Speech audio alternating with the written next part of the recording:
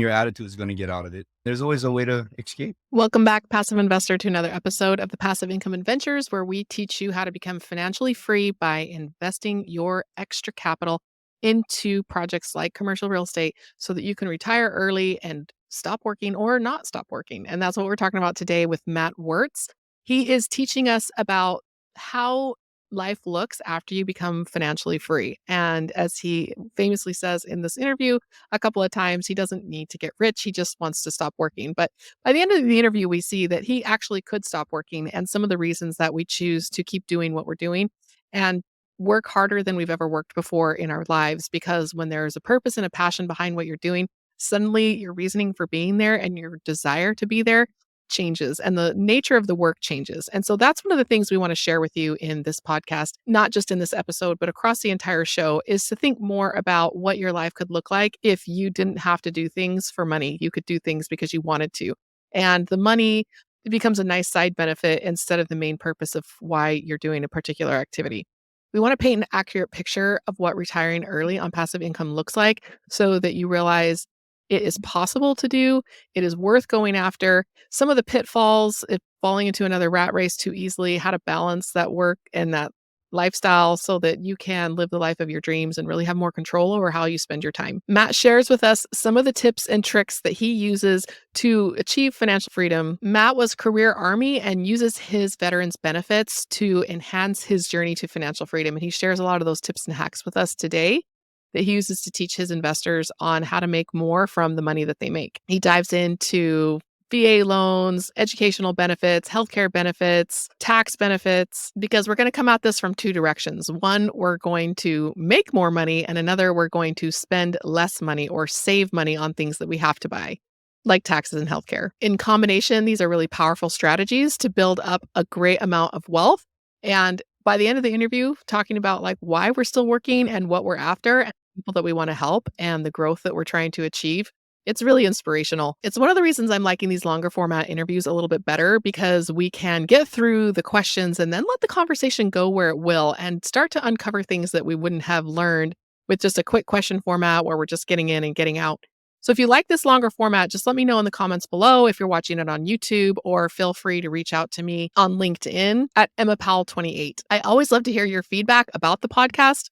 Many of you reach out afterwards to call, to talk about investing, or just to give me some feedback, or to offer to be a guest, or to suggest a guest that you would like to hear on the show. And we just finished up our first year of episodes, and I'm really excited for what year 2 is going to bring, and I value and welcome your input as we go on this passive income journey together. We are back live with another episode of Passive Income Adventures. We have Matt Wertz on today, and Matt, my business partner, Harmony Borden, I always say she tells me so many good things about you. I know you did a couple of LinkedIn Lives with her recently to talk about your journey into passive income and the realizations that you had and how that led you down the path of helping the VA benefits that veterans get, how they can use those more to their benefit. And I'm completely clueless about this topic. My grandfather was career Air Force, but other than that, we haven't even had anybody serve in the military at all. So I'm really at a disadvantage here, and I would love to hear more about how we can help our investors get another, basically a stream of income or a huge source of savings so that they can have more money to invest. So start with introducing yourself and how you got to where you are today, and tell us about really how you came Right. to have this message to share. Yeah. Hi. Thanks for having me, Emma. Yeah. My name is Matt. I came from very humble beginnings, obviously, which is probably why I joined the military in the first place. To start off somewhere, right? Where I got to where I have been is because of the benefits that I wish I learned earlier as a younger soldier. There's so many benefits that we can get and that we just don't never take advantage of. So I did 23 years in the Army. I just retired, and I am on my way to passive income. So, I mean, I have passive income already, but I'm trying to get to where I don't even have to work at all. That is the goal, Hmm. utilizing all the benefits that the government gives. Yes. So not just the pension that I'm getting, but VA loan and what do you call that? What do you call that? GI Bill? Disability. Disability, property taxes, all this stuff that comes with doing retiring from service. I see you're calling in from Hawaii, right? And I'm going to see the sunrise behind you there. You are, and it's actually cold. Oh, It's yeah. A well, little, cold for me. I think it's like yeah. 65. You're outdoors in a hoodie and It's with the sun rising behind you, this Right. Hawaiian sunrise. I had to come outside because I didn't want to wake up everybody on the inside. Yeah, yeah, Yeah. it's pretty early there, so I appreciate you jumping on. We're in Florida right now, so we're on East time zone, so it's almost lunchtime, Oh, and it's for very you, the sun smart. is just rising, but it's this kind of lifestyle we're talking about where you can just live where you wanna live, do what you wanna do, and even if you grew up in Hawaii, a difficult place to live. It's a difficult place to afford and to stay, and so your commitment and your ability to live where you wanna live, I think is the first step of the passive income lifestyle is being able to make decisions based on what you want rather than how much things cost. Yes, you're so right. And you know what? It's a lot of it is like I tell everybody, I'm fortunate to have made some pretty tough decisions earlier on in my life, going against everyone else. You know, a big thing like even today is like interest rate, right? Mhm. 20 years ago, they said the same thing, interest rate. Well, I went against them. I bought anyway, right? Yeah, And at the yeah, time, it was maybe what 500,000. Now we're looking at 1.4 million, right? So I always tell people that are afraid of investing, they'll make it work, right? If they can't afford it, they'll make it work because you can't buy back time. Interest will change, time won't. It'll keep moving yeah, forward, right? yeah. Yeah. So that's I one of the things. When I was in high school, one of my first jobs was a telemarketer for a local mortgage lender, and I think I was a senior, so what was that, like 93, 94? And I Yeah. was calling people up to and my little pitch was, "Hey, just wanna let you know that today's mortgage rates are down to under 7.5%. Would you like a quote on refinance or whatever?" They'd be like, "What?" They'd be like, "Honey, did you hear it's Yeah. under 7.5%?" And they were just doing business like gangbusters, and, my parents refinanced their house probably 3 times during that Yeah. period of rates dropping. And now we're complaining so much about how high the rates are, but people were investing back then when the rates were up, when they're low. If there's a will, Right. there's a way. If there's a technique, it's our responsibility to find it and not whine about it. Yeah. So, how did that look for you in your journey? You're so right. Cause I went against so many, to include my wife, I had to go against her because I saw the future, right? It worked for me. Like I said, when I bought it, it was 6.5%. And the home was 500,000. And I was Mhm. 24 years old. I was Oh, 24 years old. So I said, you know what? I'm just going to do it. I'll make it work. I canned tuna and salmon for years. Okay. I made it work. Right. Here we are now. 1.2, that house is at 1.2 million. Right. wow. And I probably owe 300,000 on it. So, you know, not only is it making me passive income, it gives me the leverage to buy other houses to make income elsewhere. Yeah. Right. Walk me down that path how a 24-year-old buys a $500,000 house and makes that payment. First of all, gets that loan, makes that payment. Like, just Yeah. what my kids are the same age as you, and they are so broke. I feel like they're like, "I wanna invest in real estate," but they can barely even find a job that pays them more than 12 or $15 an hour, even with their certificates. It's really ridiculous what they're facing right now, and I feel like I don't know. So talk to my kid and tell them Well, how you can get started as a 22, 24, 25-year-old. well, my story might be a little bit different, but I'll share it with you. So I got deployed. I joined to go to college, right? Because I Mhm, needed college money. As mhm. soon as I got back, I was accepted to go to flight school and then got deployed. During deployment, I was only like 20 years old. I saved like $70,000. Wow. Yeah, I was for a 20-year-old, I had some money. My mom used to always tell me I was counting my pennies. Man, when you grow up with no money, you're gonna Yeah, count every penny, right? Yeah. So yeah. yeah. So I ended up saving 70,000. Got back from deployment. My girlfriend at the time, who's my wife now, she was pregnant. And then I went to flight school. I was supposed to go to flight school, but she said she didn't want to move to Alabama, which I don't blame her. Yeah. But if I went to Alabama, I was a 22-year-old, 70,000 in the bank, gonna be a pilot. I had hair. So I'm not even, you know what I mean? 18 months, just me. A lot of things can happen. I gave up flight school and I ended up becoming a full-time guard soldier. And within that time, I was able to save money and I was smart about it too. What I did was I used the VA knowing I wanted to buy a second house. So I used the VA with no down payment. Like I said, bought that house and I was struggling. I mean, the payments was like 2,800 and 2,800 back in 2003 was a lot of money Oh, for a yeah. 24-year-old. Yeah. So anyway, like you said, somehow I made it work with a baby as I got promoted in time. 5 years later down the road, refinanced into a conventional and then eventually he locked it and then bought my second property. How does a VA loan work as far as the rules that someone needs to follow? Because we have other government programs like the FHA loan. It has certain rules that people need to follow, and sometimes you can get that add-on where you have some construction money to fix something up. We've never used any of those programs before. My story is similar to yours, where our first house, we kinda had no business buying it as far as Yeah, being yeah, able to figure out, like, how we're gonna pay for this thing, right? But, right. we utilized some county programs and things like that, we made it work, but I didn't have a lot of experience with alternative types of loans. So, walk us through who qualifies and what rules they have to follow. How can they best make use of some of these VA loans to save money? And how can they afford a payment with zero down? Because zero down is great, but the less cash we put into a deal, the higher the payment. So, how are they able to kind of balance that? Yeah, true. So people who qualify, you can either deploy within your first term of your contract or complete your Mhm. first contract in the whatever service it is, Navy, Marine, Army, whatever. That's how Mhm. you qualify for it. What that qualifies for you is no down payment on any home that you can afford. So previous to now, there was a limit, but Mhm. it's based on where you live and what you can afford. So right now here in Okay. Hawaii, they'll give you no down payment at 1,089,000. Okay. I don't know where the 89 came from, but that's so That's that's what you actuarial table. yeah, well, whatever. So that's what you can qualify for. The way people can afford it now is to buy down points. Okay. And one of the greatest benefits is like from the VAs, you can buy a home with four doors, right? It doesn't have to be just a single family dwelling. As long as you live in one of those units, you can buy a 4 unit property, which is a huge one. Did you do any house hacking when you first started, like renting out rooms or figuring out how to duplex it, or what did that look like? I did not. I did not when I first started. I am doing it now, but I'm trying to do Yeah. it now with another property. But in the beginning, I didn't.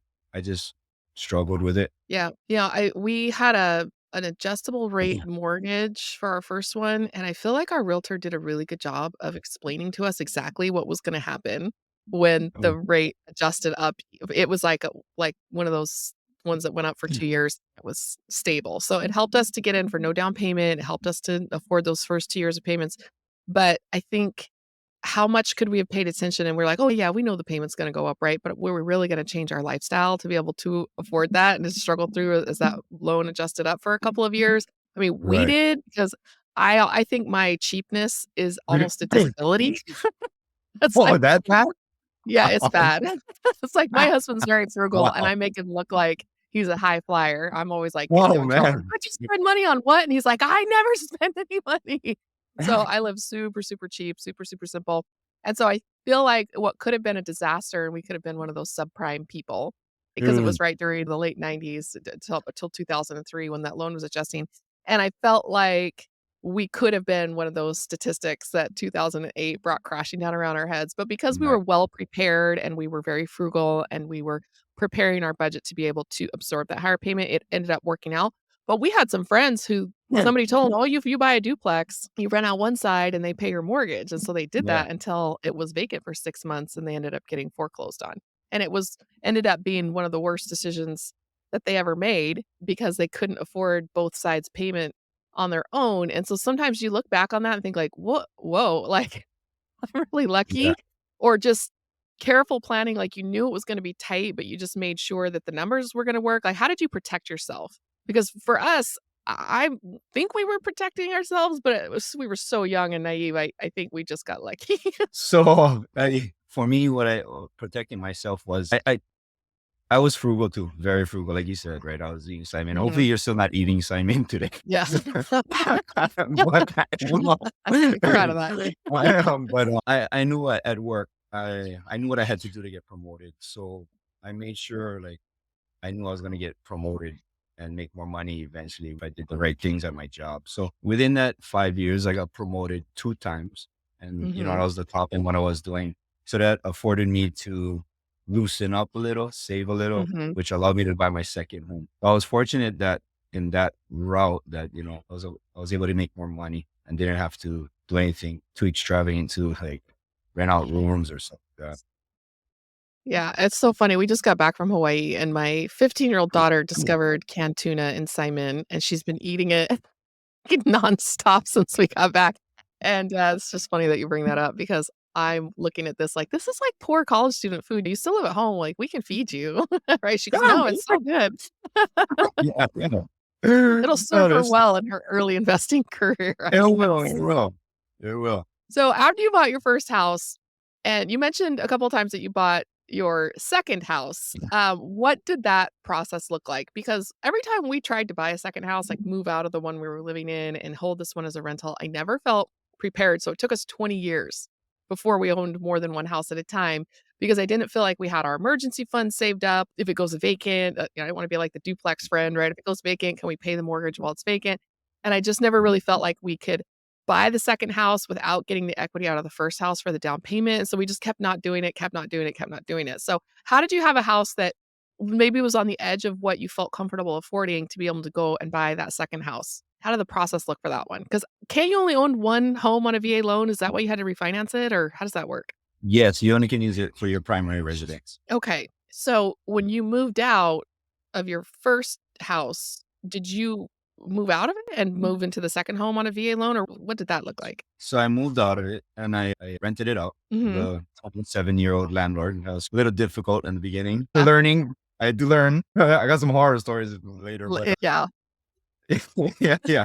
So yeah, I rented out, came back. I stayed with my in-laws for a few months while I looked for a home, refinanced that into a conventional. And then I was able to find this home as well. So at Mhm. the same time, I believe the interest rate was, I put nothing down on this one as well. Yeah. And then what are your plans moving forward in the single family space? Because after we got our first couple single family homes, like I said, it took us 20 something years to go from our personal home to owning actual rental homes and Mhm. feeling financially able to do that.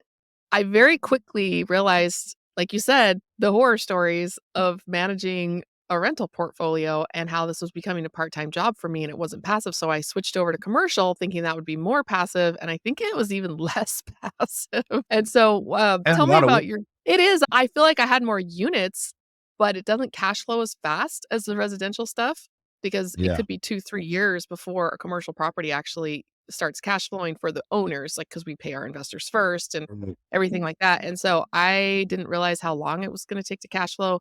There was just a lot I didn't realize about shifting into the commercial real estate space. If I could do it again, I would, right? But I might have bought a few more singles just to have that foundation of cash flow to be ready to go into commercial. I don't think I had to learn on the singles, if that makes sense. I don't feel like I had to do residential first so that I could learn the lessons and then I could apply Yeah. that to commercial.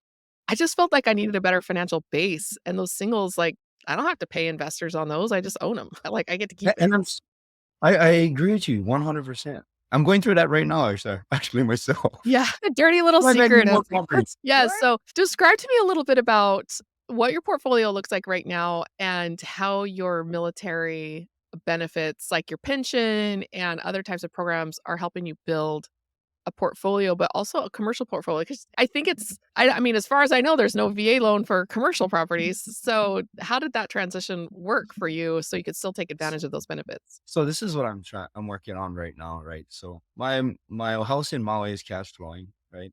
It's actually doing really well.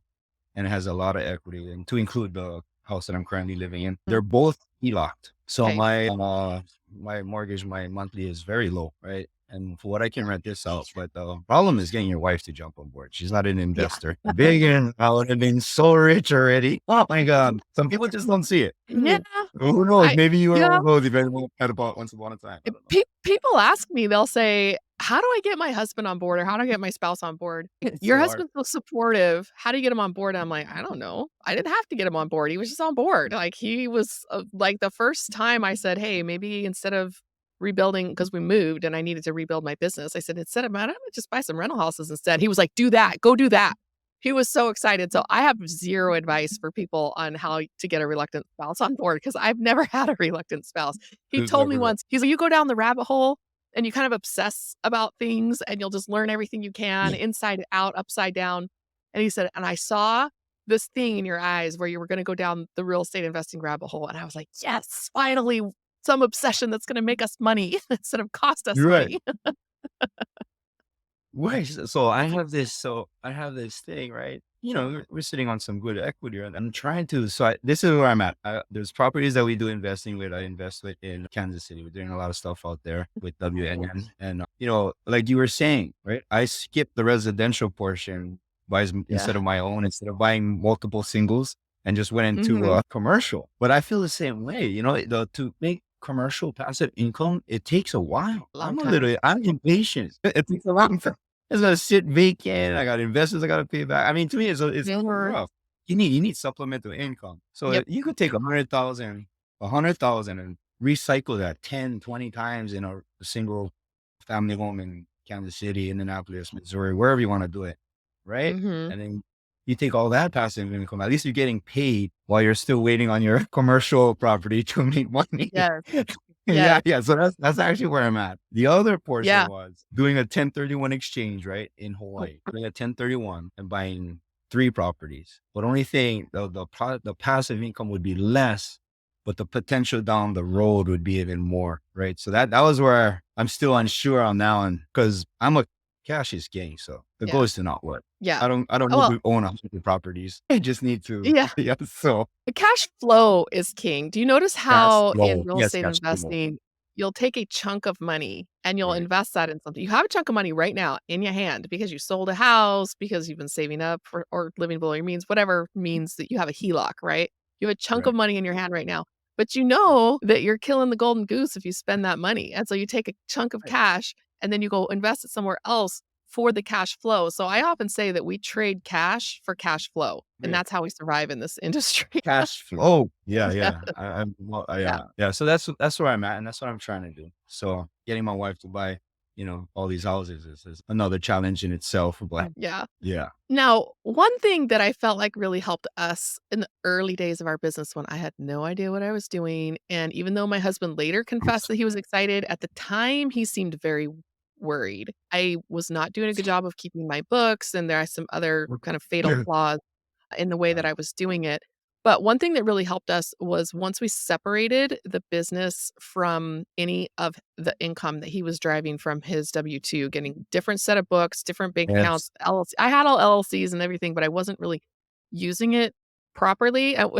We talked about this before we started recording. I'm not using my whole life insurance policy properly. I'm not using my Velocity banking or my HELOC properly. It's almost like we have exposure to all these little tips and tricks of things that wealthy people do, don't really know how to do it. We dive into this world and we get in a little bit over our heads. And so keeping that separate and really utilizing each strategy to the fullest before moving on has been Yeah. a real challenge for me. And I can't add in the military stuff because we don't have any military in our family. But that seems to me like another layer almost of things to keep track of in our wealth building. So how have you managed that, especially with what you've described about with your wife? You got to keep her on board, and to do that, you need to be really detail oriented and very responsible and careful and keep everything separated. How are you balancing all these strategies? It's so funny. It's like you're reading my that's exactly you're really good at this. This is exactly what I had to do. So I started my own LLC.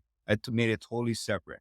So whatever money that I'm making, that is going to go strictly towards making more money. It's not going to even go into the family. I'm not spending on anything, not vacations, nothing like that. It's Mhm. strictly for investments and property. So that's what I'm using. I had to do the same thing as what you were saying. Because if not, my wife's expensive, so she's not frugal like you are. So I gotta make more money. Like you said, living within your means. Yeah. It's not. It doesn't require saving. It requires making more money for me on my side. Although you may have found this to be true as well. Several years ago, I was helping a friend of mine do her personal finances. I was basically like her Dave Ramsey sidekick. And she No. opened up her books to me completely. And she was very embarrassed. She brought in like a stack of mail of stuff she hadn't opened. Like she was like, I'm a mess. I need help.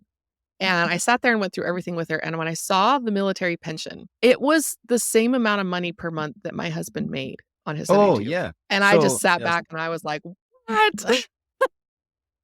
And she's still So struggling so much. So sometimes it's about saving money, but in it our is. case, it was not about saving money. There was no amount of frugality that could have made us wealthy. We had to earn more money. We just weren't earning enough. Yeah. And so being in that position, which direction do you go? Yeah. So yeah, you're right. So my military pension is pretty crazy. It's about 100,000 a year, right, to just be retired, which is good money. And it doesn't matter where I go. I could go very far in Kansas City. or Utah. Not Hawaii, Mhm. not so much. Yeah. Right. So I still got to work, So, but I'm working on getting my real estate license as well and other stuff. I got a bunch of stuff going on, investments and all that stuff. But yeah, so one of the huge ones too is if you get 100% disability, you don't have to pay property tax on your primary residence. Your disability alone comes out to, for me, if you have 3 kids, it's 4,200 Mhm. a month tax free for the rest of your life.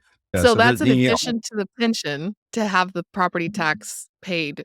Is that in addition to that pension? no, that's combined with the pension. It's combined with the Okay. pension.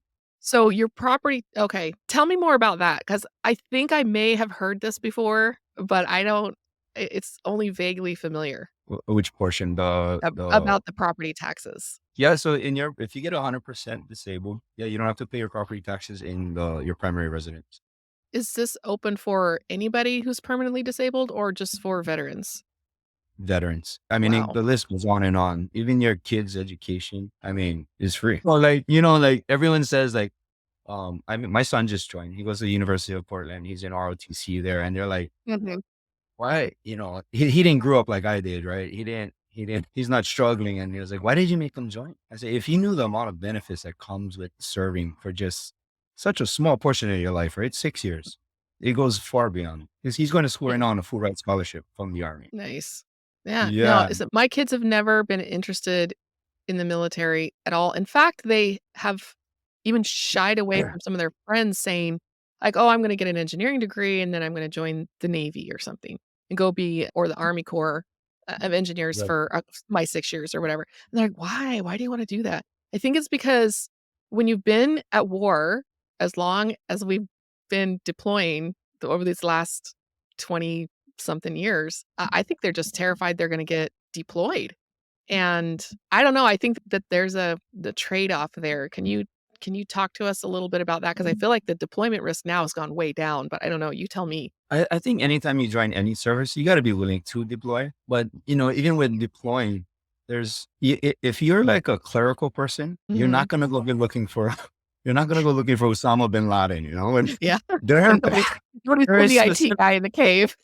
Yeah, yeah, yeah. If you're a cook, you're not gonna go jumping out of. You're not gonna be attacking the enemies. So, Yeah. it's more job specific, and of course, you're in a hostile environment. There's always risk. To me, one, you get to realize how great this country is, and a lot of people sometimes forget. Yeah. Just yeah, they always talk about how horrible our education system. Try to go to Iraq. Yeah. Try, you know what I mean? So, it's funny every time I hear that. So yeah, Yeah. so it was a great experience. Like I've been to Babylon, I've been all over the world. I've been to almost every single state, and I did all that before the age of 30. So the Mm. experience and knowledge that I gained and the leadership that I was taught was far more great than having to learn it in the civilian side. Because how do you learn that on the civilian side? You got to become the boss first, and that Yeah. takes a while. Yeah, Yeah, I mean, yeah, maybe, Boy Scouts, I don't know, to a certain extent, but it's nothing like yeah, nothing like the yeah. military to get those leadership opportunities there, and for somebody who does crave adventure and likes to travel because you're I've known people in the military who feel stuck when they are out at flight school in Del Rio or something, they're like, "Oh, Del Rio is so boring, like, how do I get out of here?" Because It they is. want to go on adventures, and they want to be when are we moving next? And they Yeah, kind of crave that lifestyle. I think I'm a little bit that way. Like my mom grew up, yeah, like I said, career Air Force, and she hated moving around. By the time I was growing up in her household, we barely even went on vacation. She was like, I've just done it. I'm just tired of it. yeah, And I'm like, yeah, yeah. but I haven't. And I have definitely a high novelty seeking. So for somebody who is like that, it seems like a lot of veterans are drawn to real estate investing for that high novelty seeking and sense of adventure. Do you see that correlation, and I think there's also, like, a mental grit that is required to keep your big boy pants on when you're investing, that the military Yeah. helps to craft that attitude. Have you seen that benefit as well? Maybe a I soft do. benefit? I do. I do. I think it's because they move around so much, or we move Mhm. around so much. They realize the benefit of BAH, right? Basic housing allowance, and how it varies with each state. Right? Imagine if you went to each state and you realize, holy mackerel, Hawaii's BAH is $4,000. The houses are $1 million, Mhm. right? From here, you buy a home here, you stay here 4 years, you sell it, you make 200,000 profit. And then you end up moving to Kentucky where the houses is like 90,000. You buy two cash. You know what I mean? there's value in that. So every time you move, you realize, wow, cash opportunities is everywhere. So they give you an Mhm. answer in Hawaii to own. I'm lucky enough to own, and I'm trying to buy three here on island. That's rare. Not a lot of people can do that. So most people invest in the mainland. They use their BH Yeah. and their money here on the mainland. Yeah, because I mean, that's huge. If I was active duty and I traveled every 3 years, I would have bought every single place that I went. Is what I would have Yeah. did. I do see that. Some of my Sure. friends who grew up in the military, they'd go to high school with them. They'd be there for 3, maybe 4 years of high school. And it seemed like their parents were always renting. And even back then, as a high school student, I would ask, why didn't they just buy a house and keep it as a rental after they left? Sometimes you look back on your younger life and you're thinking, Yeah. oh, you remember saying these things or thinking these things. And then it took me so long to actually act on any of it. It was ridiculous. But I do see, even though a lot of people in the military moving around that just choose to rent, a lot of them actually buy a house in most of the places they are. And then they just leave these Yeah. string of rental houses behind them. How did Mhm. how does I mean, you can't, because you can't, how long do you have to live in a house on on your VA loan before you can turn it into a rental, or do you just have to refinance it to a conventional? Great question. Okay, so I'll give you an example. If you're forced to move, you can use the VA elsewhere. You can refinance in a conventional, or say you were qualified for $1 million here, Mhm. right? But you only bought an apartment for like five. Rent it out and use the remaining 500 to buy in wherever, Texas. So if you're forced to PCS because of the army, you're allowed to use the remaining balance of your VA loan. Okay, wait. Okay, say that again. So if you qualify for, say, $1 million loan I'm sorry, and you take don't. that back. Not Texas, not Texas. So like, say like, because it varies per state, right? So Mhm. if I'm in Oahu right now, I get qualified for $1 million. I buy a house that's 500, and I move to Maui. I can use the remaining 500 to buy in Maui. Okay, does it have to be in the same state? It all depends, right? Because they're not going to give you $1 million in Texas. In Kentucky, That's a yeah. mansion on the lake. Yeah, Dude. that's something. Yeah, Yeah, yeah, yeah. yeah. So, is there a resource that veterans can use, where they can go and get all this laid out? Because I remember during the pandemic when I was getting the EIDL, a Yeah, grant or loan or whatever they called it, and I went to go pay it off after everything came due. It took me an entire day, and I was crying and yelling at my computer. It was just I had to, because to go to the SBA and sign up for the account, and then I had to go sign up for this other account because it was the payment version of the thing, and then it didn't work, and then literally I was, like, yelling at my computer, and my IT husband was like, "I can't fix this for you, it's a government website." And so it right. kinda makes me think, you've got all of these benefits, makes me wonder, like, why don't veterans know about it? Is it not really in one spot where they can get to it, or is sometimes the bureaucracy, people, yeah, I know there's something about that, I heard something about that, but getting through the process is pretty painful, and why don't more people use these benefits? It's there. I think just a lot of them aren't paying attention. Like I said, you know what I mean? I used it when I was 24. You go through Mhm. so many briefings and classes that you kind of get numb to it. Yeah. You know, I noticed though, because even with the real estate agency that I work with, there's a lot of younger soldiers coming through now. Now they're looking for passive income. They're investing. They're taking those big steps to, passive income. So it's getting out there more. I think now because of Mhm. social media stuff like this, and Yeah. it's helping. Yeah, yeah. But prior to that, unless you really searched for it and really researched on your own, but it's all out there. VA.gov. It's all out there. Yeah, just go and spend some time going down that rabbit hole, right? Yeah. So I was telling my wife and my kids, my goal wasn't to be rich. My goal was to not work. You're Yeah. not, you're, is there a difference? Yeah, Right? everybody Yeah. gets to have their own goal, right? Like, Yeah. people tell me all the time, they let that "I don't wanna work" thing be such a turn off because they're like, "I don't wanna retire. I'm never gonna retire. I have a high novelty seeking. I like my job. I like working." And I've noticed that this is almost like code for being in denial, because Yeah. they Yeah. know that if they achieve financial freedom, nobody's gonna come and make them quit their job. They don't have to retire. They can keep working if Yeah. they Yeah. want Yeah. to. You can But be you financially can. free and keep working. And so for the Right. people who say, "I don't wanna work anymore," because I'm in your camp, like, I'm trying to retire early here. I wanna work part-time, and I've been Yeah. very adamant trying to control my schedule, so I'm only working part-time, because less than that, I'm bored, more than that, I'm like, "Ugh," right? And Right. so letting that, I wanna be financially free because I don't wanna work.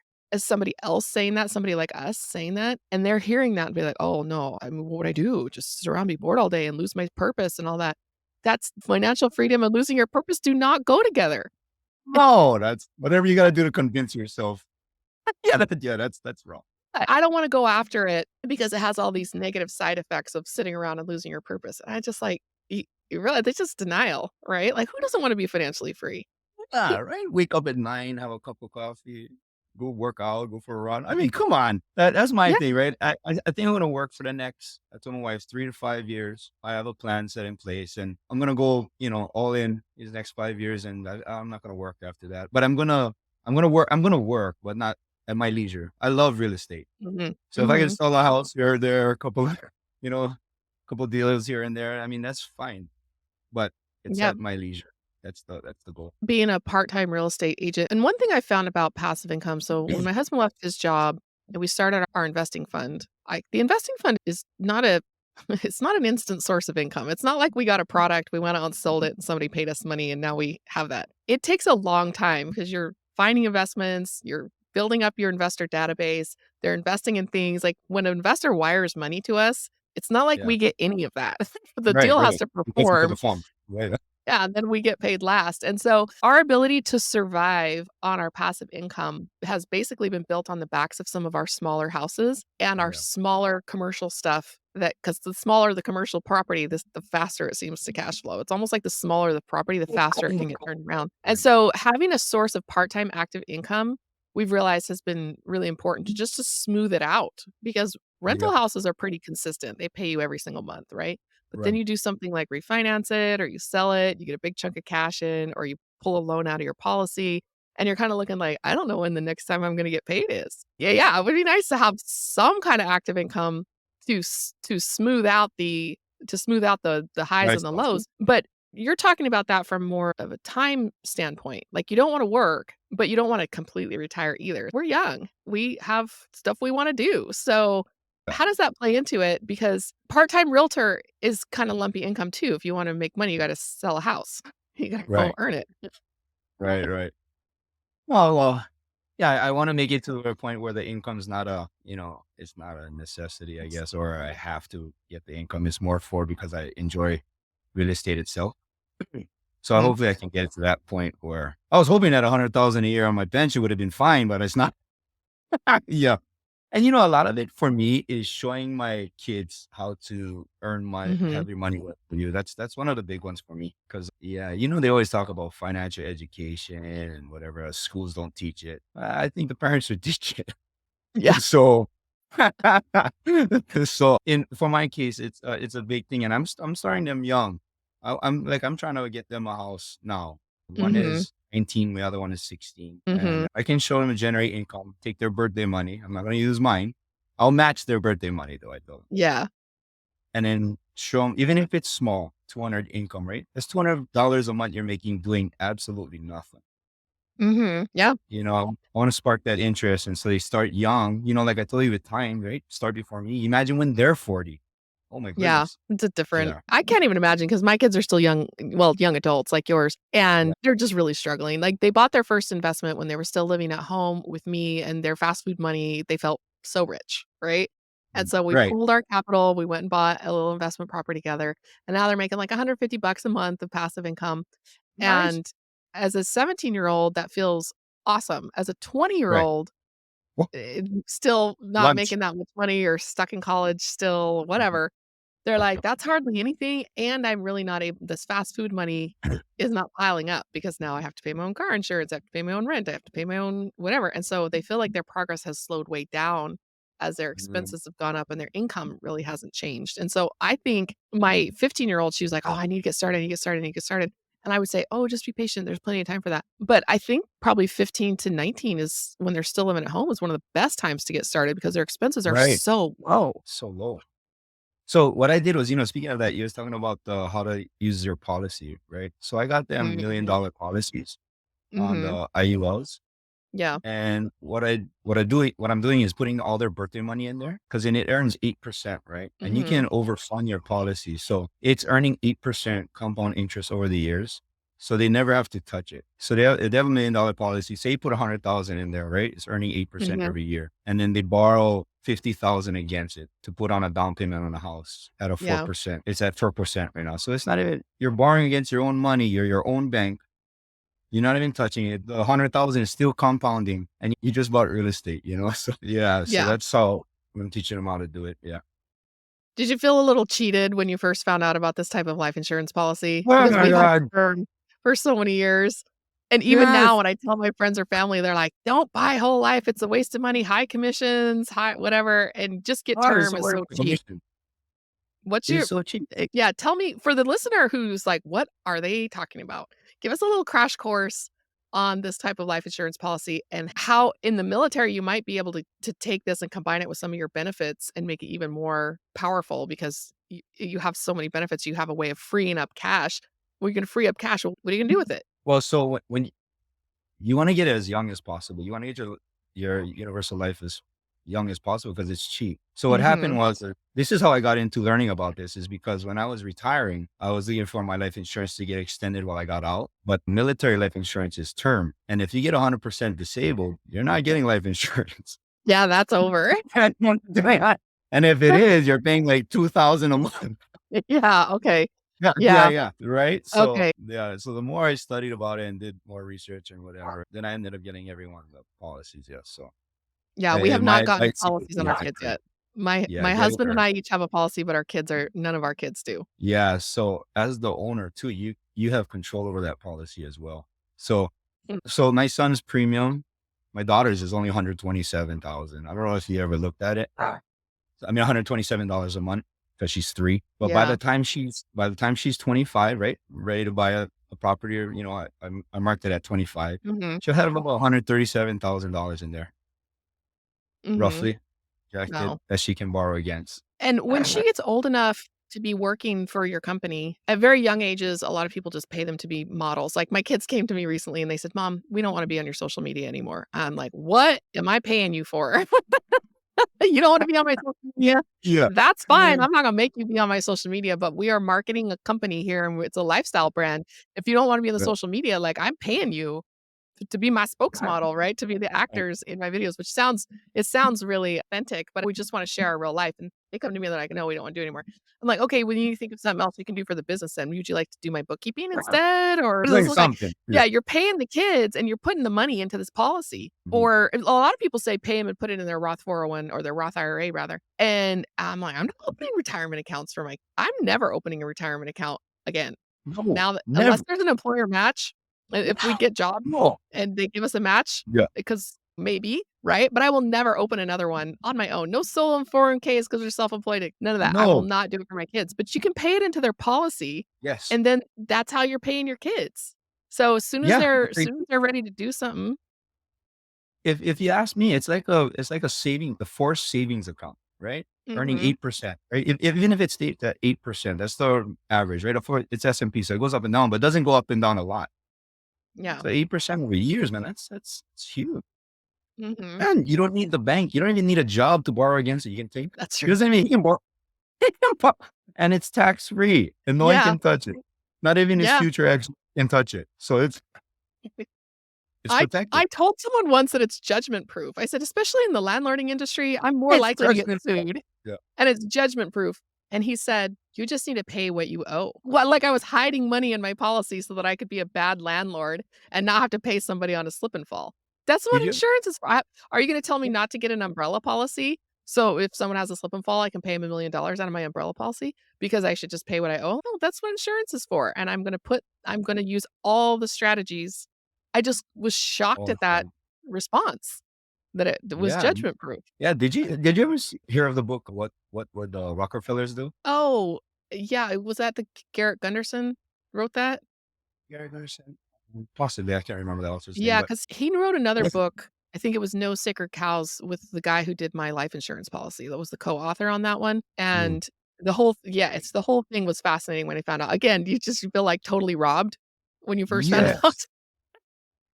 Jeez, could you imagine with our mindset, with that policy, the things you could have done? Oh my God.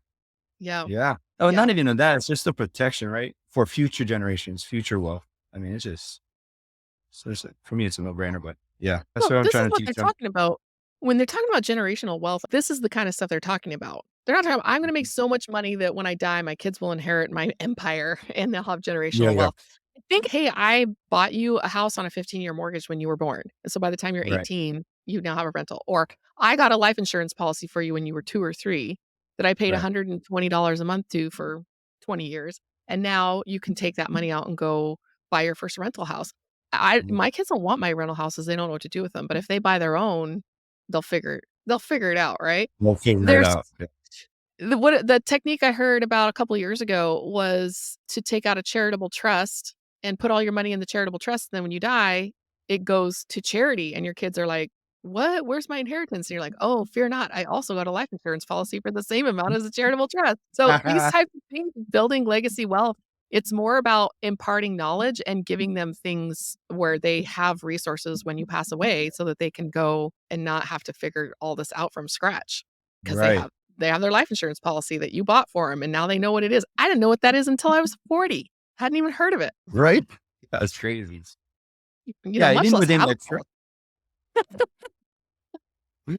Yeah, I love it. Even within that trust, yeah, I had that mindset. I didn't want my kids to, end up just blowing it, right? Or whatever I leave them behind. My whole Mhm. thing, it's funny. My father-in-law was like, "What are you gonna leave your kids besides, insurance and the houses?" And I'm like, "What kind of question is this?" Huh. I told him knowledge, Yeah. or not education, right? I don't know. It was kind of weird question, but yeah, that was my whole goal, right? Opportunities and teaching them, avoiding taxes. When that's the one thing. When I was younger, they taught me I was buying these things or whatever, and they were like, "Matt, it's about taxes." I know it's about making money. Yeah, but you don't care Yeah. about taxes. You actually make money, Yeah. right? Yeah, yeah, sort of. Yeah. Suddenly, when the you remember the first time you were sitting in, like, a real estate club or watching a YouTube video or whatever on taxes and or Yeah. insurance, and you're like, "Oh, that's so Oh, boring," yeah, right? Like, whatever. Yeah, yeah, yeah. and then a year later, 2 years later, after a couple of rental houses, you're in the front row, you're taking notes, you're raising your hand and asking Yeah. questions. You're like, "This is fascinating." You're like, "Wait, what?" Yeah, it's funny. Yeah. Yeah. That's how it Yeah. I think our annual tax refund is we've started looking at that as one of our 7 streams of income because we try so hard to not get a refund, because our Yeah, exemptions but we have a lot of kids, and we have a right. lot of depreciation. There are exemptions. We can't put it any higher. There's nothing else we can do. It's just a massive tax refund. And so we're Yeah. just like, "Hey, you know what? It's another stream of income, and we'll go buy a rental house with it in this chunk of cash Well, or that's a something." good. It's all about taking slivers of strategies and stacking them on top of each other. And here's why I think this military thing that you are teaching people about is so important because I was talking to some 2 W-2 people recently, and they were saying, like, "How do we save money on our taxes?" And I'm like, You're 2 W-2 people. Like, sorry, you just don't have a lot of options. Yeah, it doesn't You work have that way. yeah, you have to take every option that's not worth doing by itself because it's hardly anything, and you gotta stack them all up. You have to do all the things, all the slivers, and stack them all up. And so for somebody who was in the military for 6 years or maybe the full 20 years, you have all these other strategies that you start to take the slivers and stack them up, and it starts to become significant after a while. So if you could rank those in order of how valuable the strategy or the benefit has been to you, what are the top 2 or 3 that you're like, "And if you've been in the military and you're not doing this, you're stupid." Oh, yeah. Top one would be definitely the vehicle. Okay. So one of the top one, yeah, definitely. When I first came in and that guy was like, my boss was like, "You need to buy a house." What do you mean buy a house? At the time I invested, right? I Yeah. invested my money in stocks. I'll never do that again either. Really? Well, I do still have a little bit in stocks just for diversification, yeah, but I mean not a a lot. little bit, but I'm not going crazy. Not a I'm bunch, like yeah. mutual fund kind of guy already at this point. Yeah, Anyway, so I gave my money, my 70,000 I told you to, right? She put it in, and I'm watching it every day, right? I'm like 21 yeah, years old. And it loses like $40,000. I'm like, "Dude, where'd my money go?" And she's like, "Oh, it happens all the time." I'm like, I'm 21. This doesn't happen. Give it back. yeah, I took it out and bought a house. But he said, when you buy a house, you're gonna work harder because you're not gonna want to lose it. And he was right. So VA definitely the first one. Second one would be if you are hurt, if you're hurt or anything, like you have any ailments to your body, you're raised in the military to not go to the doctor, right? I mean, it's kind of when I was growing up, it was like frowned upon. Like you Yeah. don't realize after you've been in so long, other people don't go through what you've gone through. You've been a part Mhm. of it so long and you've been dealing with the pain for so long, you just get used to it. So you don't realize the problems that you have. So the second would be definitely go to the doctor. You're not taking advantage of the government. They owe you that for, serving your country. So that's another one. If it Mhm. hurts, but yeah. Take care of it. Yeah. Get The good third healthcare. one, good healthcare. Yeah. The third Okay. one, education. Now, you don't need an education to be smart. We all know that. Everyone says that. Yeah, I got an MBA. I'm still not the sharpest tool in the shed, but But hey, you're I paying totally for agree it. with that statement. I totally agree with that statement. So, but I went to school for free the entire time. Nice. Yeah. Oh, yeah. And now they're saving you so much money. Explain to me the educational benefits for military dependents. I don't Oh, think I really understand what that involves. if you are deployed, it's called the post 9/11 GI Bill, which I went to Iraq in 2004. You are entitled to post 9/11 GI Bill, so you can give it to whoever you want. You can break it up however you want. So I'm making my two sons join, right? But I'm saving it for my daughter. She's gonna go to school for free. The Mhm. cool part is she's gonna get paid BAH, basic allowance, housing allowance, while she's Mhm. going to school. Which, if she goes to school here, it's like 2,500 or whatever, and she gets E5 BAH. Okay. So I'm gonna use that 2,500 to buy her a property as well. Nice. Oh, just I have been really stingy on paying for my kids' education but we're doing more of the Dave Ramsey route because we don't really have a Yeah. military benefit there. When I was engaged to my husband, I got a full ride scholarship for room and board, including Mm. tuition, room and board. And even I think there was a little stipend from BYU Hawaii. And he said no. And I don't Why? think because he was in an engineering program and they didn't have any tech degrees. It's like Oh, business, politics, things like that, right. biology, but they didn't have any technical degrees. So I was like, "Hey, we can live near campus with our stipend and you can commute to U of H and finish your engineering." And he's like, "Oh, it's like an hour and a half drive every day." He just didn't want to do it. And Right. looking back a few years later, because he got free school because his parents teach at BYU, Idaho.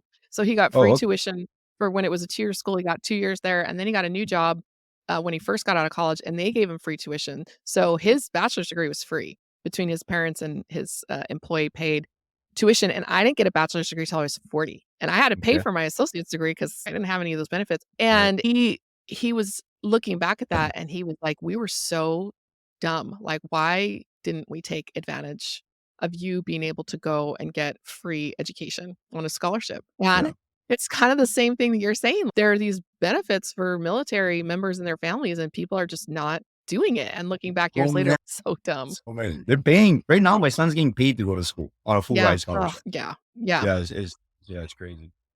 Yeah. Is it hard for you to hear though the whining about how expensive college is or how expensive houses are and interest rates, especially if you're hearing it from fellow service people? What do you say? I'm not. I'm not. I don't. There's so many opportunities out there. If you don't ask or you're not looking for it, you're never gonna find it, right? So people say they can't do this, they can't go to school, they can't buy a house, they can't find the funding. I disagree with that. There's so much opportunity out there. It's just what you're willing to sacrifice, right?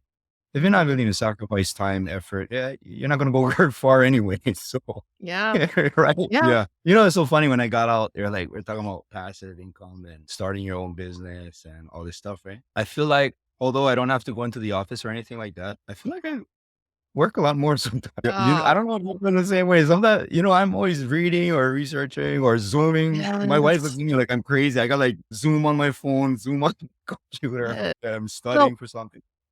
this is a really good point because this show is about passive income and having adventures. Right. And a lot of the guests, we end up talking about how to run a business, whether it's a real estate business or how to run another kind of business. It's almost turned into a little bit of an entrepreneurial show. And I want to make sure that we never put the business or the active income generation above the passive income generation. And because it can easily suck you into a second rat race. Yeah. Even Yeah. when we're technically financially free, right? We're living on our passive income. It covers our expenses. Is there a lot left over? No. We feel kinda like we're back like in our early marriage days where, yeah, everything's covered, but there's not a lot of extra. right? We took a huge pay cut when my husband left his job. And so looking at it that way and thinking to yourself, like, okay, well, now we got to go hustle. Are we doing active income? What are we doing now? And we end up working a lot more. But what I've found is that I'm not actually working more. Yeah. I spend a lot more time on this kind of stuff, but it's more like Stephen Covey, like quadrant 2 activities. Mm, It's okay. important, but it's not urgent. I don't need to watch this YouTube video. I don't need to be on this Zoom call and this networking event. I don't have to. Nobody's making me do this. But this is Yeah. quadrant 2 activities. It's important. It's just not urgent. So I'm choosing to do it. And so even though it feels like, yeah, it's working, and my kids think it's working, it doesn't really feel like working to me. Like this podcast right now, this could be considered working. We just spent an hour and a half me working, but getting to talk to you about cool stuff I don't know about sure doesn't feel like working. Yeah, no, you did. That's a great way of putting it. It's not urgent or I don't have to, but you want to. Yeah, it doesn't feel like work. I guess that's what I was trying to say. Like you do more, but it's not work. I don't know how to explain that, but you Mhm. did a good job of explaining it. I'm like, wow, Yeah. I gotta save Yeah. that one right here. There you go. Yeah. Your job is quadrant 1. It's urgent and important. You gotta Right. do it. And being self-employed, especially when a huge portion of your income is coming from passive sources, you don't have to work. You just start thinking to yourself, "What am I gonna do?" Now, have you noticed, though, that once you make a commitment to something, you didn't have to commit, but once you commit, now you're in. Now your choices are starting to be limited because you've made a commitment to, say, volunteer at a certain place on the same day every week and they're expecting you, or you start a business with a buddy or something like that. Is once you take something on, it's almost like you have to do it again.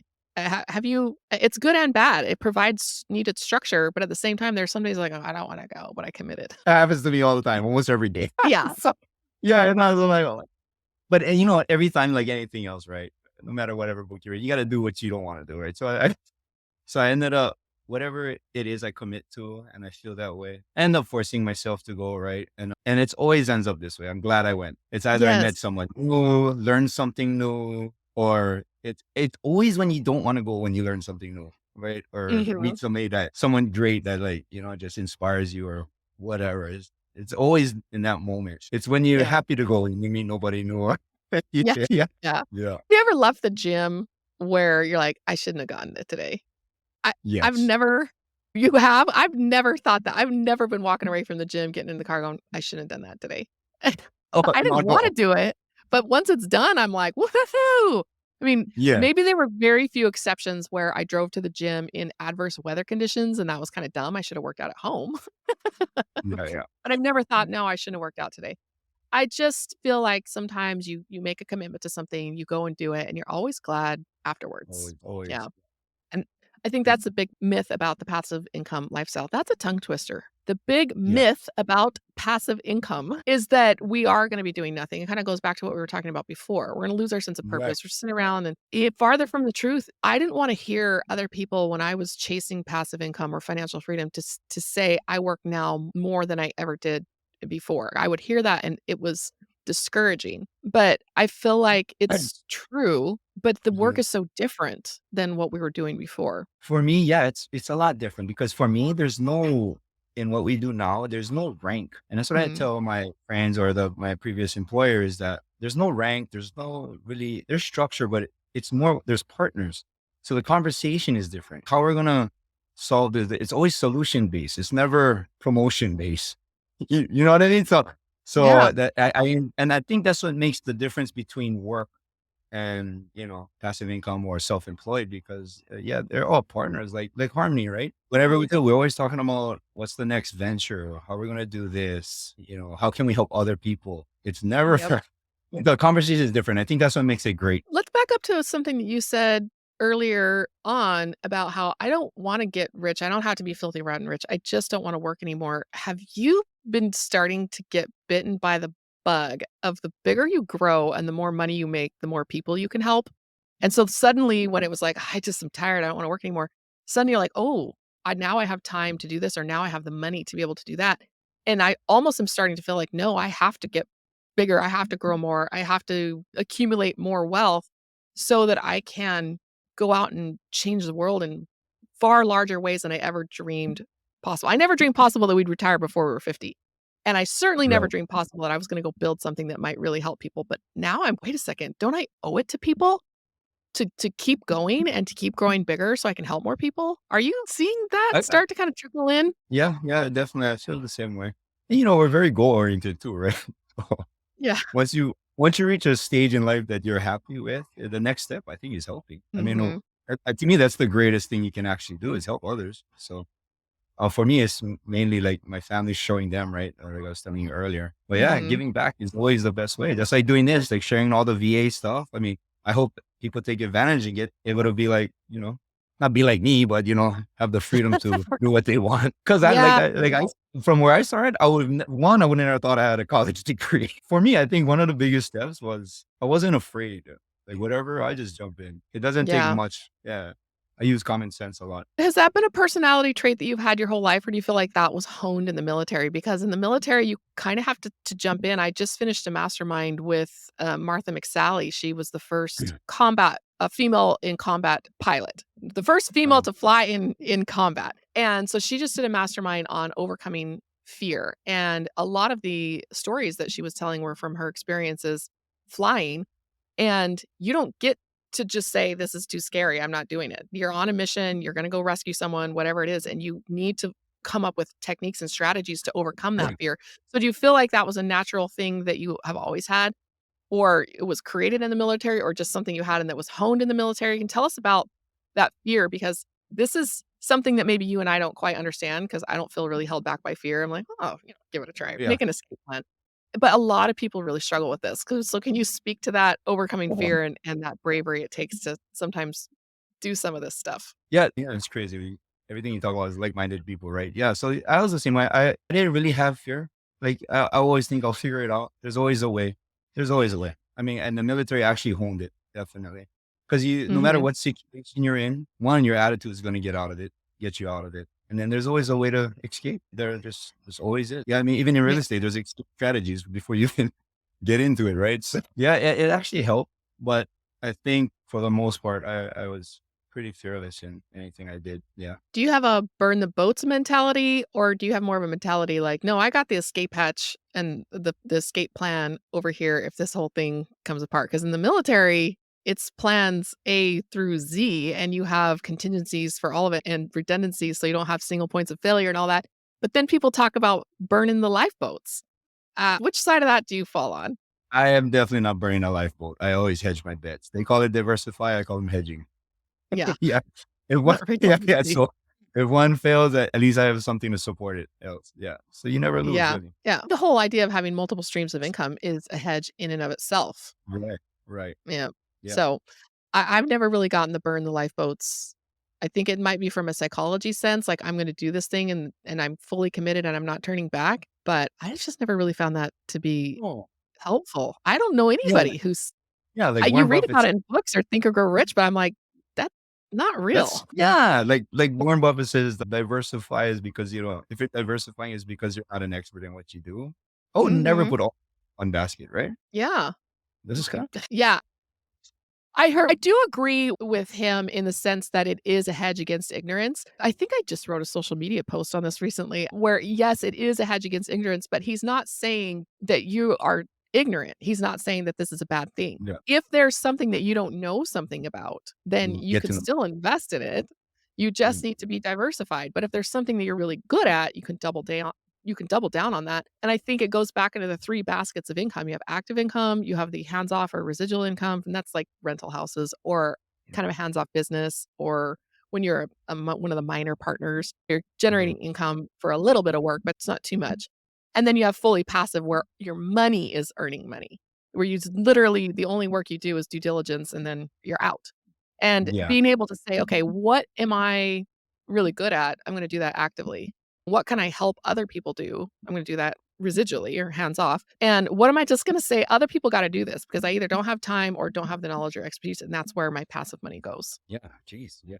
So I know obviously yours is speaking. Yeah. You're, you're great. When did you realize you were a talk show host? Because you're Well, I, giving I out the voice for a reason. I did my okay, I need to do an episode. I need to do a solo episode on this, my discovery of public speaking and using my Right. voice as a weapon, right? Because it's actually a pretty good story. I started losing my voice during COVID, I couldn't speak without severe pain. I couldn't go to a networking event. I'm getting over a cold right now, so it sounds a little gravelly, but it was so bad, and I was spending so much time on the phone with potential investors. I was doing a lot of podcast interviews, going to a lot of networking events, and it could no longer work.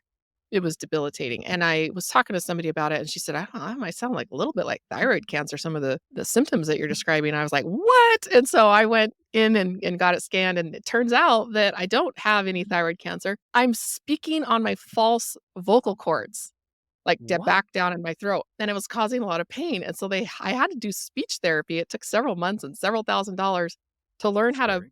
move my voice up and out more like a singer, and Yeah. basically, I had to do this so I could continue to work. Because when you talk for a living, I wasn't a podcast host or any of that, just networking. It was becoming debilitating where I couldn't work, so it's definitely been a skill that I've honed purposefully and have Right. spent a lot of time and money on just the actual voice itself.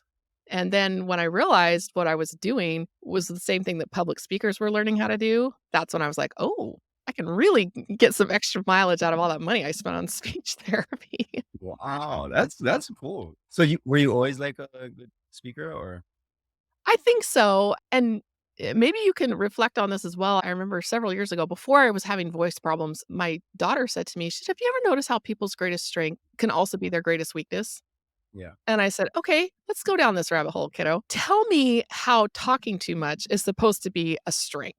Because my whole life I felt ashamed and embarrassed about how much I talk, way too much. And she looks at me, she says, "Duh, public speaking." And Yeah. this was probably in 2018, 2017, 18. It was right before my husband lost his job and I made my whole life switch to become a real estate investor. And I was like, "Oh, how am I gonna be a public speaker?" And then all of a sudden my life shifted and everything changed. And I often reflect back on that, how that greatest weakness has become my greatest strength in business. And so for yourself, have you seen that in yourself? The thing that is your superpower is also your kryptonite. Yeah, I guess so. Yeah, mine's is actually public speaking as well. You're much more, your voice is much better than mine still because I Yeah. have like a horrible local accent. But other than that, I'm a public speaker. I don't know if you know this, but I was in recruiting for 20 years. So like, Oh, yeah, so communication was a huge thing, and I always tell my kids, you ever see a CEO that can't be a public speaker? Right? good No. point.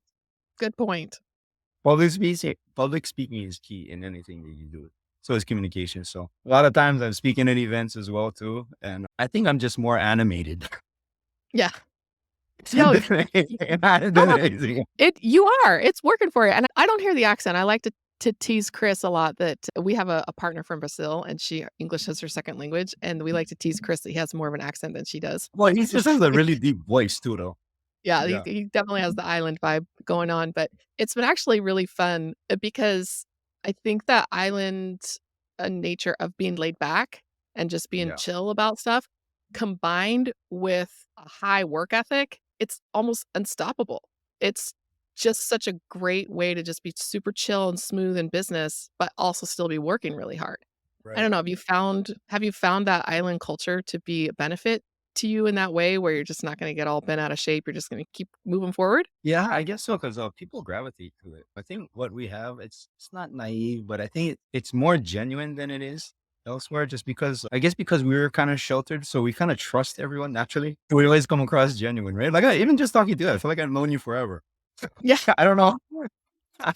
It really does. So I think with that type of upbringing or, that communication style where we treat everyone like family, it comes across and definitely helps close some deals. Definitely helps yeah, with business. Yeah, yeah, yeah. I've just really enjoyed it. I know that I used to play rugby in high school, and we had a lot of islanders on our team, and they were so much bigger than we were, and just the Samoan genes, yeah. and they said and we would always talk about what a this is the kryptonite and superpower thing again. It's like, "Oh, you guys have this superpower where you can just power through all of this." And I remember one guy said to me, he said, "What really is holding me back though is the laid back culture." He goes, "I'm the being Samoan is a strength to me on this team because it gives me the larger, muscle Mm, mass and size and all that." He said, "But it comes with this, like, super laid back, chill culture that I struggle with, because I need to teach myself how to work hard and how to play hard because it was almost like, 'It's okay. I don't even run that far. Somebody else can pick up that ball.'" And I never really thought about it in those terms before. So learning how to work hard and be laid back at the same time, he really opened my eyes to that challenge of having to balance those 2 things. There is truth to that too. So even myself, like sometimes I just wake up and like tell my wife, like, why don't we just sell everything and just live off my $100,000 a year, right? I mean, there's an opportunity too. Like why even work so hard when we can just literally like do nothing, right? Yeah. Not do nothing, but travel, see the world, enjoy life. Instead of, constantly trying to chase this whatever number that you have in your head, goal. Sometimes you get to that point and then I wake up and I said, I'm not going to teach my kids to be that way. So Yeah. yeah, they're watching. No, like one day my goal is I want to write a book and I want to call it The Back Seat. And my wife was like, what? Back seat. So my stepfather, right? He owned we moved every 2 years to avoid taxes and stuff in Southeast to Oh, buy a house. But, mhm. the entire time I'm sitting in the back seat, he didn't realize I was listening the whole time. I had a full education in real estate by the time I was 12, So it was Wow. funny. So I learned everything just listening to him and my mom talk about purchasing a new home, avoiding taxes, avoiding penalties. It's crazy. That's in the Millionaire Fast Lane, the book, The Millionaire Fast Lane, about how he was a limo driver and he would listen to people who were riding in the back seat talking Oh, about see? Wow. mhm, then sharing they're just talking to each other or maybe even talking to him as the driver about how much he was learning about business and investing and just being wealthy from the guys who could afford to ride around in the back of a limo. So, Yeah. Yeah. what's kinda funny is if you're on YouTube, you're watching this on YouTube, I got a fake background on because I'm actually in the back seat of my car. I Hey,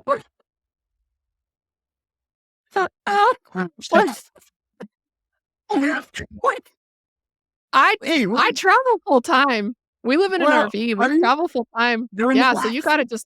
you could just gotta find places to record that it's quiet, that it's out of the way. Like, I recorded a podcast episode in the back seat, like, last week. It was so hot. I had to have the windows a little bit rolled down and the traffic but today it's nice and cool and overcast. I got the windows up, and it's like this perfect little sound booth in here without any noise, and so I just come You are record in the such a back seat. that's when you're a professional. You're definitely NFL level because I would have never guessed. I thought that was their house in the back. I wish it was my house because it's got a grand piano in it, and Yeah. go Yeah. look at my YouTube because my Right. daughter plays the piano and she's been begging us because we haven't in the RV, we left our piano back at our house before Yeah. we left, and she's like, "I want a piano, I want a piano, I want a piano." So we bought her a toy piano from the toy section at Target. Right. So I saw this Ah, background and I'm like, "No, this is not my house. This is just my ideal house if I ever have one again. I don't know it's so if I funny. I ever love want it. I one." love it. Yeah, so this has been really fun chatting with you, getting to know you, and hearing about all of your hacks and tips and tricks because, that's I tell people this all the time. There's no one strategy. I mean, people talk about, "Oh, real estate investing," but you could do commercial, you could do storage, you could do single families, you could do duplexes, house hacking, tax I mean, even within real estate, it's just so many different ways, and we talk about specializing in something, but really from what you're talking about, it's just do what works. Do more of what works, but if you do all of the same thing, like you said, all eggs in one basket. And so having different techniques and hacks and tricks for the listener, I think is so valuable because some people who are not even veterans who are going to get information from this episode of, oh man, that's a little technique I can use. So appreciate you coming on and sharing with us and laughing with us. Oh, thank you very much. It was great talking to you. You're amazing. Hopefully I get to meet you in person one day. I'm supposed to You go know, these days. I was just in Maui, like, in September. I was there with Sasha, Oh, and yeah? we were sitting on the we were there for almost 10 days, yeah, I think, and went to Kauai and Oahu and went back to Maui again because we were flying in and out. So, I missed ya. We gotta do it again. Like, when you have a partner who lives on Maui, it's like, "Company meeting." Yeah. Well, let me So know we'll the next time you're in back. there. Yeah, definitely. I would love to get together. It was a little strange because of the Lahaina situation and there weren't a lot of people there. Zasha basically just told us, like, "Just come here and spend some money. Like, that's how you can help us, Yeah. like, bring the tourism back." So that's why we're there. It was a wonderful experience. I think we had 6 days of a rental car for, like, $200 and the flights were, like, $100 each or something from the mainland. It was crazy, crazy Wow. affordable. Yeah. Yeah. Not anymore, but in September right after the fire, yeah, it was and I don't know, I guess it's one of those things, it's like, I felt so good that we could go there and spend money. on and support people's local businesses. I wouldn't have been Yeah. able to do that because, one, we wouldn't have had the time, and second of all, I wouldn't have felt comfortable spending that kind of money on, like, a vacation. But, Yeah. this is the kind of stuff we can do with passive income. It's just like, "What do you guys need?" And she's like, "Just come here and spend money." And I was like, "Score! That's a So win it's if I so ever heard funny. it." It's so funny. So I have a property in Mali, right? So we're gonna sell, and I was gonna do 1031 with it, and because of the line of fires, right? I didn't see economy, whatever. And then me and my wife were talking. It was like, we can't do this to our tenants, right? Because where are they gonna go? And there already was scarcity in houses, right? So Mhm. that very day, they text us, "Thank you so much for not raising the rent on us, and we really appreciate you not helping us out." It was Wow. like, oh my god. Yeah. Yeah. Yeah. Yeah. So Oh, yeah, and you don't no, have to do any of this. And that's the thing is, like, you could stop working and sell everything and not work again. So your goal of, "I don't wanna work anymore," I think that you could do that right now, yet you're choosing to keep going, to grow bigger, and to do more because really it's gonna allow you to help yourself stay busy and stay fresh and all that, but to help other people. I think that's the lesson I took away from this most today. yeah, no, yeah, it's great. Hopefully, we can help more people in the long run, huh? Yeah, I mean, we got some stuff cooking. That's one of the reasons I made a big team with a lot of partners is because you need a lot of people to do something huge. I figure if I was gonna do something, you could do it either small or you can do it big. It takes the same amount of time. So I put a team together and we're gonna make it huge. So keep an eye out. Awesome. Looking forward to talking to you again, doing like a LinkedIn live together or something to just kind of getting the word out there for how people can just think a little different and change their Yeah. lives and hopefully change some other people's lives. All right. Sounds good. Thank you. Awesome. I Thanks so much, appreciate you. Matt. All right. You take care. Appreciate it. Hang Bye. loose? How do you do that again? I Alright. Yeah, I got it. Alright. I love interviewing somebody where we can just get down to the conversational tone, we can swap stories, we can laugh, we can just get real, and like I said at the beginning, I'm really enjoying this longer format because I feel like we can get under the topic that we're talking about that can sometimes be a little bit static and maybe even a little bit boring and really get into a deep conversation to get to know the guests a little bit better. And that's when we start uncovering some of the gems for mindset and also some techniques that maybe we wouldn't have gotten to if we didn't just relax and allow ourselves to just sit back and have a nice conversation and laugh and just have a good time together. So I hope you're enjoying it too. Would love to talk to you after the show.